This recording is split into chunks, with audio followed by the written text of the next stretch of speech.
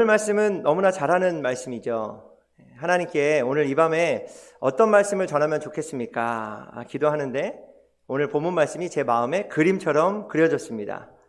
그래서 제가 기도했죠. 하나님, 사순절인데 왜 이 말씀을 전해야 됩니까? 십자가 고난의 말씀도 있고 십자가에 대한 말씀이 여러 가지가 있는데 이 말씀입니까? 정말 이 말씀을 전해야 됩니까? 묻고 기도할 때 우리가 지금 어떤 상황, 어떤 형편에 있든지 오늘 말씀에 나오는 이 바울과 실라처럼 예수님만 바라봤으면 좋겠다, 그런 마음을 주셨어요. 그렇습니다. 여러분, 사순절은요 예수님을 더욱더 바라보는 시간입니다. 예수님께 더 가까이 나아가는 시간입니다.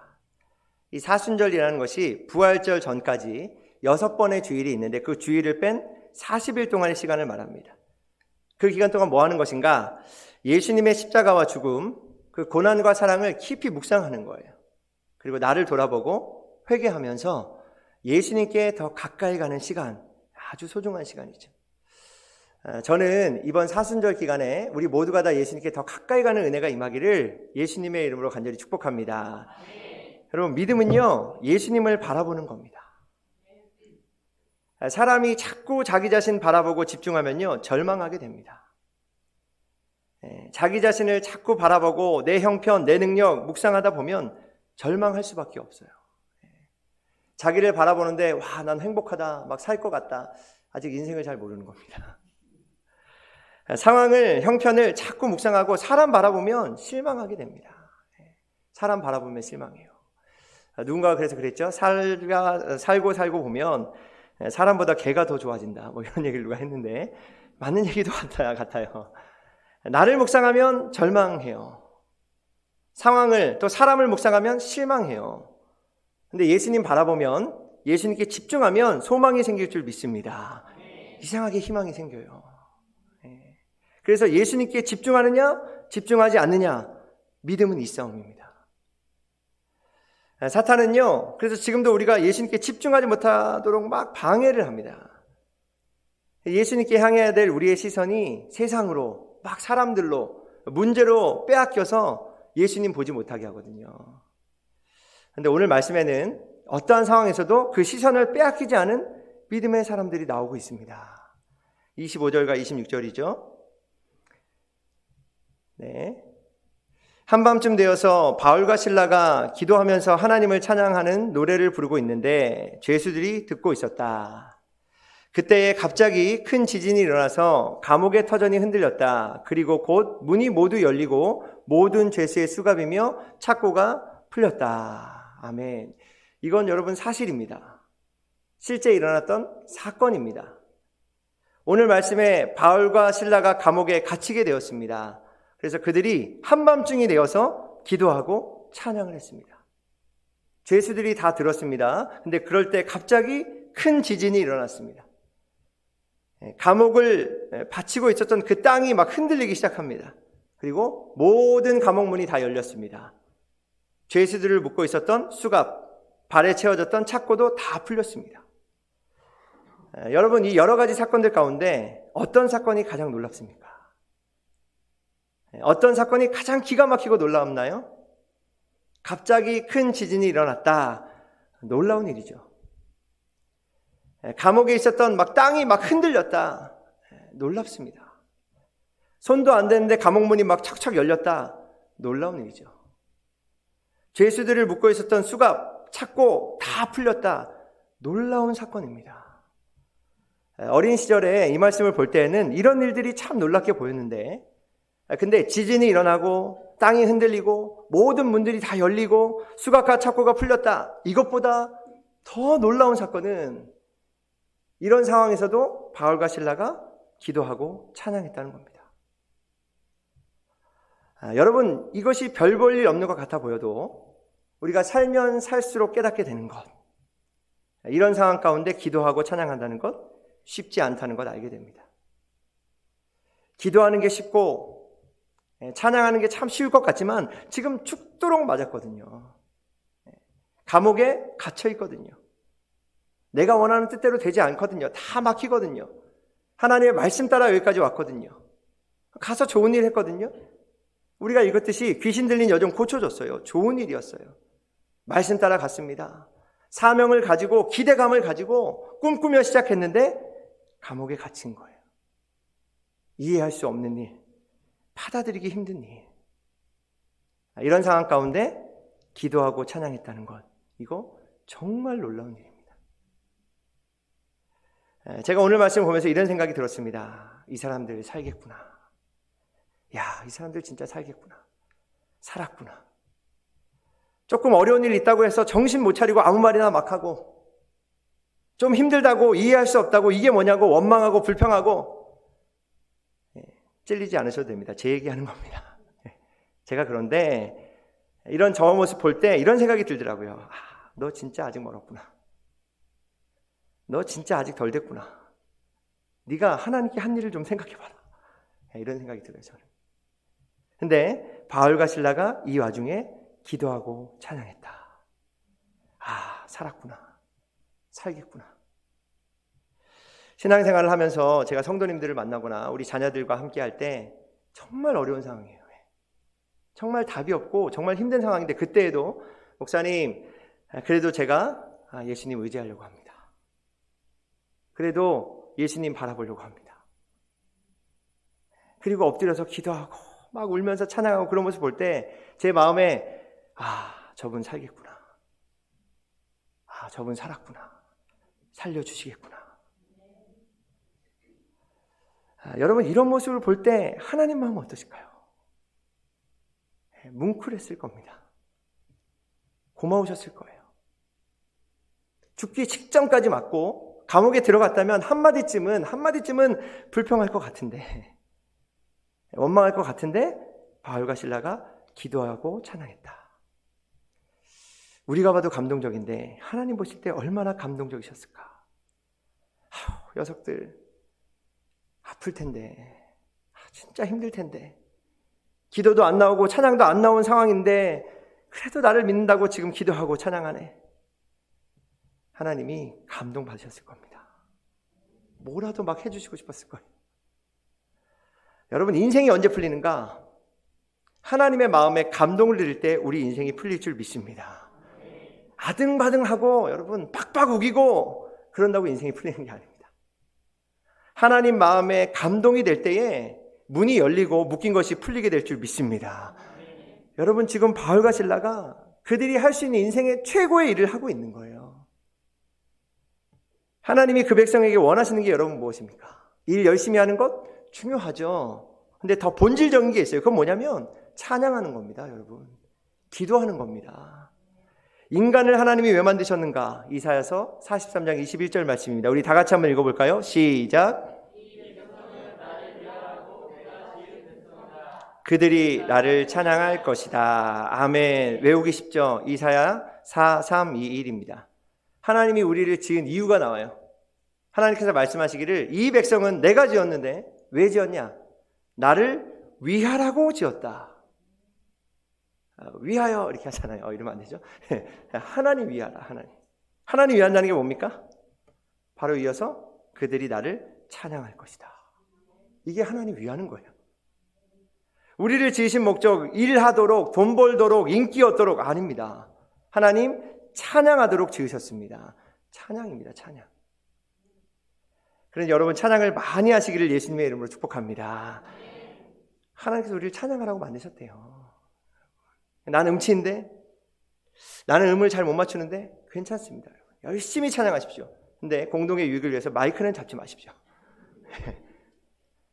그래도 나는 찬양으로 섬기고 싶다. 좋습니다. 더 멋있는 겁니다. 최선을 다해서 섬기십시오. 그때 하나님 그 마음 받으시고 찬양의 달란트를 부어주실 줄 믿습니다. 제가 그런 케이스거든요. 저 옛날에 못 들어줬습니다. 찬양. 아주 박치에 음치에 감정도 하나도 없고 로봇 같았습니다. 근데 하나님 찬양하고 싶었습니다. 사람 바라보지 않고 그냥 하나님 보고 막 기도하고 찬양하는데 조금은 재능을 주시더라고요. 조금은. 하나님이 이 백성을 지었는데 찬양하도록 지으셨는데 바울과 실라가 그 감옥 안에서 지금 찬양하고 있는 거예요. 기도하고 있는 거예요. 여러분, 어디에 있는가보다 더 중요한 게 뭐냐? 무엇을 하는가가 훨씬 더 중요합니다. 거룩한 장소가 거룩한 사람을 만드는 게 아닙니다.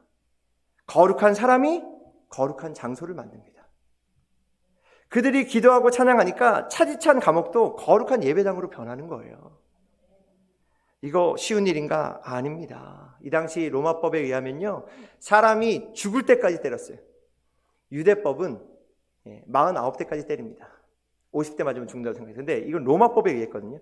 죽을 때까지 때려요. 죽을 때까지. 죽는 걸 어떻게 죽는지 압니까? 기절하면 멈춰요, 사람이. 그럼 물 뿌리고 또 때립니다, 깨어나면. 몇 번이고 그렇게 맞고 감옥에 던져졌어요, 그냥. 사실 이들의 일정은 언제부터 시작했냐? 오전부터 시작됐거든요. 그래서 귀신 들린 여종 고쳐주고, 고발당해가지고 억울하게 매 맞고 죽기 직전까지 여러 번 맞고 기절해서 그냥 감옥에 던져졌겠죠. 그리고 그들이 기절했다가 한밤중에 눈을 탁 뜬 거예요. 근데 그들이 깨어나서 했던 일이 가장 먼저가 뭔가? 기절했다가 깨어나서 한 일, 25절 다 같이 읽어보겠습니다. 시작.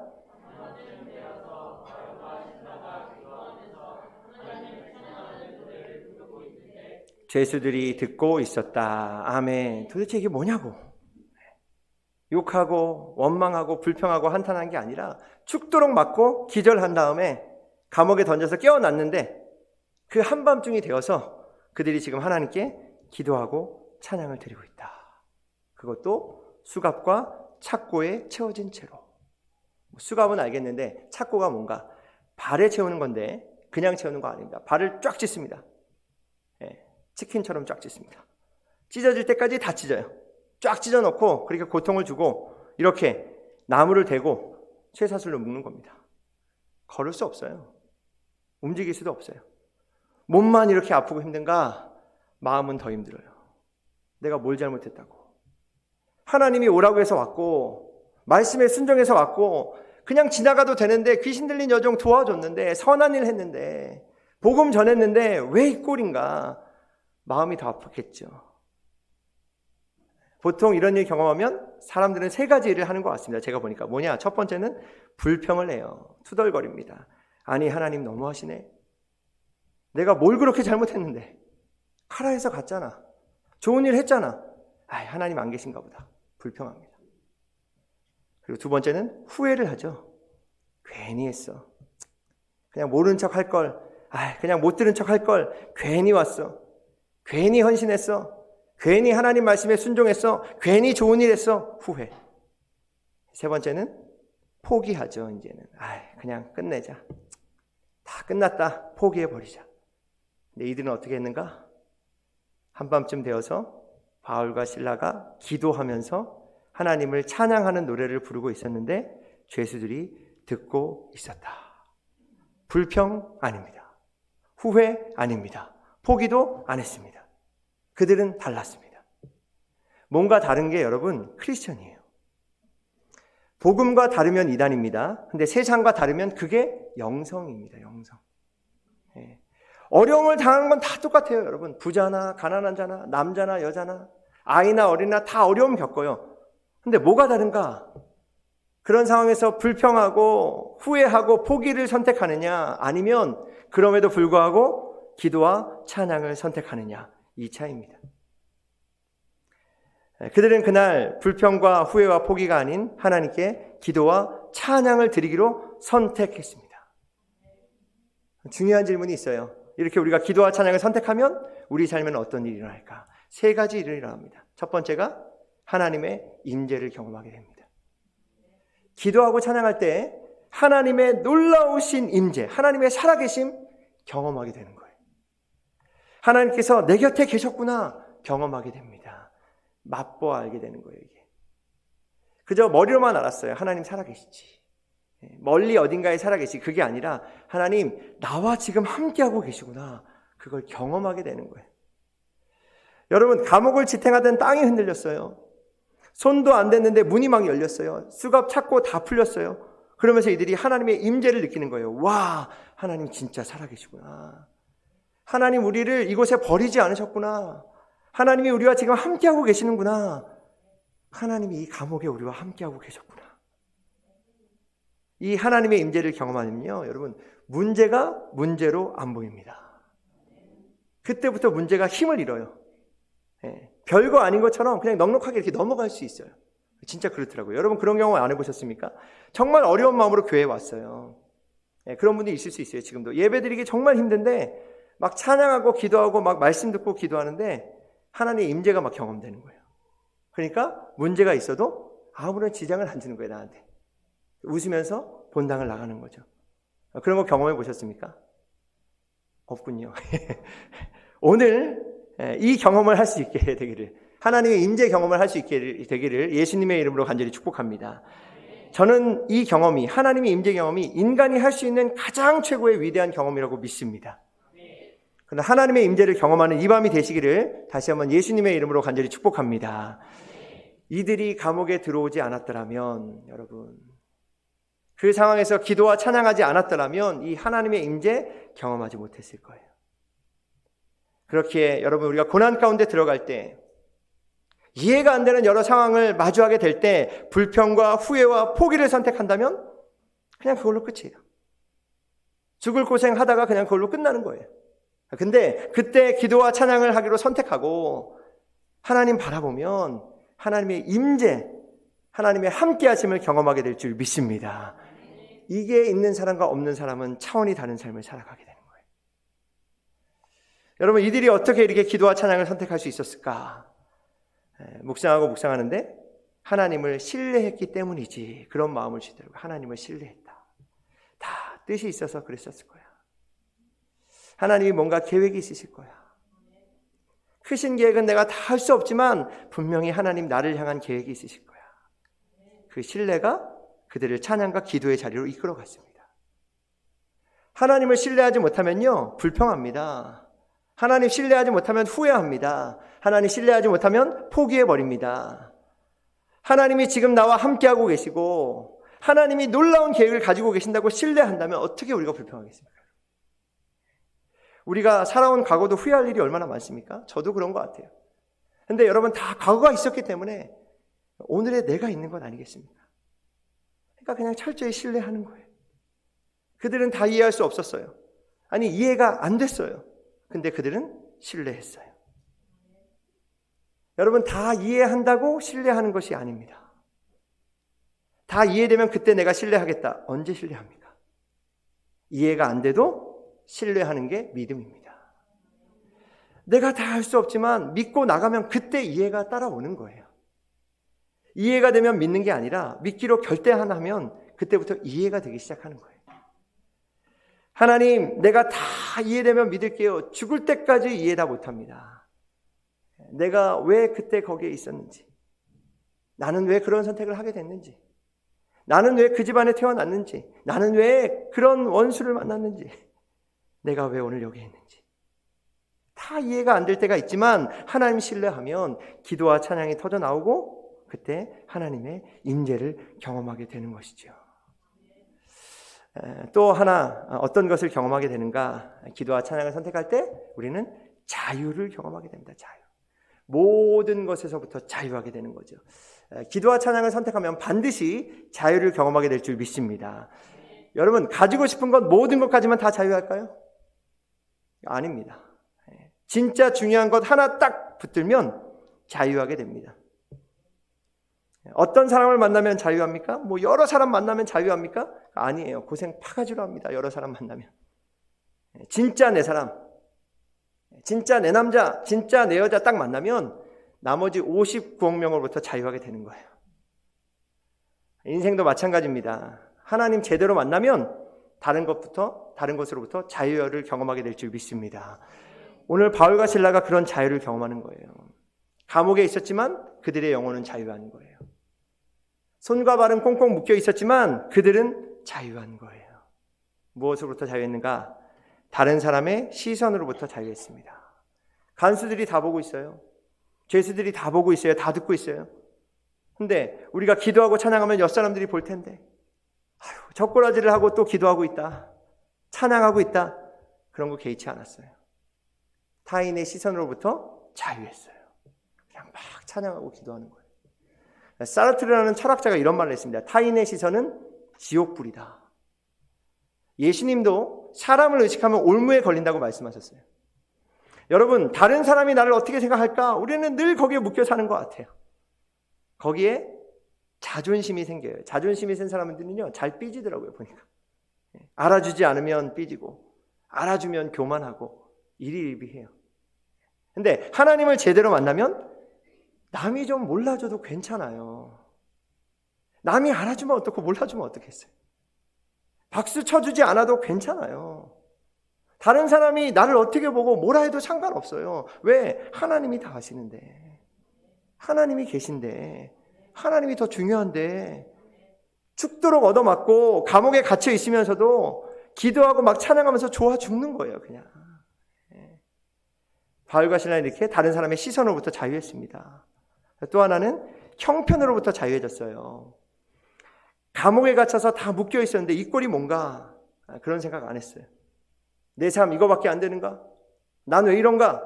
내 삶 어떻게 되는가? 그렇지 않고 여기 있으면 어떻고 저기 있으면 어떻고 그거 생각 안 하고 그냥 그곳에서 하나님 기도하고 찬양하는 거예요.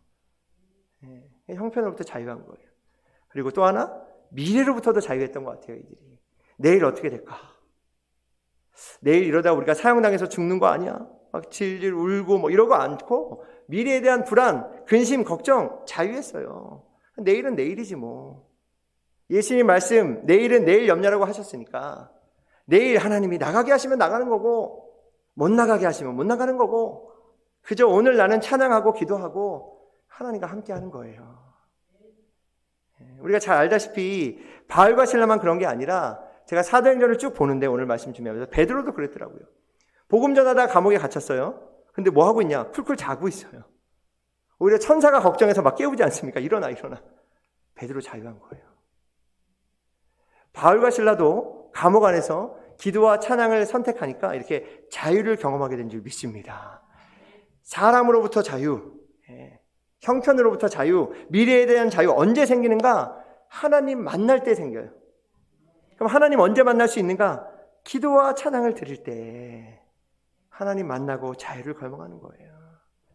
감옥 안에서도 하나님의 임재를 경험하면 자유를 경험하면 그 어디나 하늘나라 천국이 되는 거고 왕궁 안에 살면서도 자유하지 않으면 지옥과 같이 사는 거고 마지막 찬양과 기도로 우리는 무엇을 경험하게 될 수 있을까? 하나님의 임재를 경험하고 자유를 경험하고 또 하나 이제 하나님이 됐다라고 말씀하시면서 열린 문을 경험하게 하시는 거예요. 열리는 역사를 주시는 거예요. 이때 문을 열어주셨어요. 여러분 잘 보십시오. 먼저 기도하고 찬양을 한 거예요. 그때 하나님이 임재하셨고 자유를 허락하셨고 순서가 그렇습니다. 그 다음에 문이 열리는 거예요. 그 다음에 26절 말씀입니다. 우리 다 같이 한번 읽어볼까요? 시작.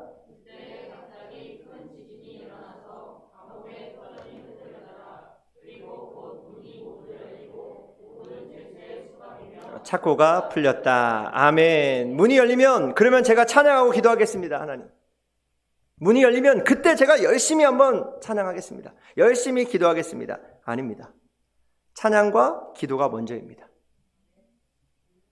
어떤 상황이 있든지 찬양과 기도를 먼저 선택하는 거예요. 바울과 실라가 상황과 관계없이 형편과 관계없이 그냥 기도하고 찬양했을 그때입니다. 그때에 갑자기 지진이 일어나고 땅이 흔들리면서 모든 문이 열리고 모든 수갑과 착고가 풀리게 된 줄 믿습니다. 누가 상상했겠어요, 여러분? 누가? 하나님은요 항상 우리의 상상 이상의 일을 행하시는 분이신 줄 믿습니다. 감옥의 문만 열렸는가? 우리는 읽지 않았지만 우리가 알다시피 이 감옥을 지키던 간수 죽으려고 하잖아요. 근데 그 간수의 마음까지 열렸어요. 마음의 문도. 그래서 그와 그의 가족들이 예수님을 영접하는 놀라운 사건. 그래서 유럽 최초의 교회 빌립보 교회가 이곳 감옥에서부터 시작되었습니다. 누가 상상했겠어요? 감옥이 교회가 될지. 저는 오늘 이 밤에 우리가 기도와 찬양을 선택할 때에 이런 상상할 수 없는 놀라운 일들, 묶였던 것이 풀리고 닫혔던 문들이 활짝활짝 열리고 복음의 문, 사람의 마음문도 열리는 놀라운 역사가 일어나기를 예수님의 이름으로 간절히 축복합니다. 이 감옥의 문을 누가 여셨을까요? 예수님이 여셨어요. 왜 그런가? 예수님이 열쇠를 갖고 있기 때문에 그렇습니다. 요한계시록 3장 7절에 빌라델피아 교회의 심부름꾼에게 이렇게 써보내라. 거룩하신 분, 참되신 분, 다윗의 열쇠를 가지고 계신 분, 여시면 닫을 사람이 없고 닫으시면 열 사람이 없는 그분이 말씀하신다. 아멘. 여러분 기억하십시오. 우리 인생의 열쇠는 예수님이 쥐고 계신 줄 믿습니다. 예수님이 열면요, 어떤 문이라도 열리는 거예요, 여러분. 근데 예수님이 닫으면 어떤 것으로 열 수 없어요. 어떤 거라도.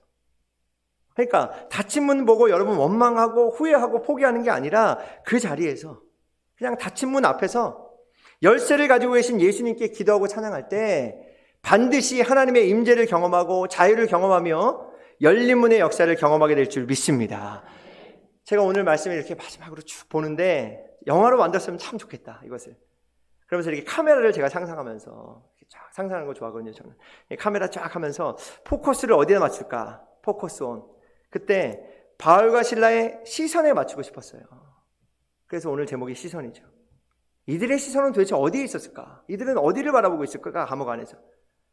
감옥 바라보지 않고, 자신의 몸에 난 상처 바라보지 않고, 감옥 문이 언제 열릴까? 그거 바라보고 있지 않고, 감옥 안에 있는 사람들 바라보지 않고 오직 주님을 바라보는 그 시선. 우리가 그렇게 하나님을 바라볼 때 하나님 외면하지 않으십니다. 절대로 외면하지 않으세요. 그런 우리를 바라보시면서 감동하시면서 자리에 일어나셔서 막 박수치며 응원하시면서 아이고 내 아들, 아이고 내 딸 잘하고 있다. 주목하실 줄 믿습니다. 제 말이 아니에요, 이게. 제가 사도행전을 쭉 봤다 그랬죠? 스데반 집사도 똑같았어요. 돌에 맞아 죽었거든요, 복음 전하다가. 그때 하늘을 바라봤어요. 맞아 죽어가면서.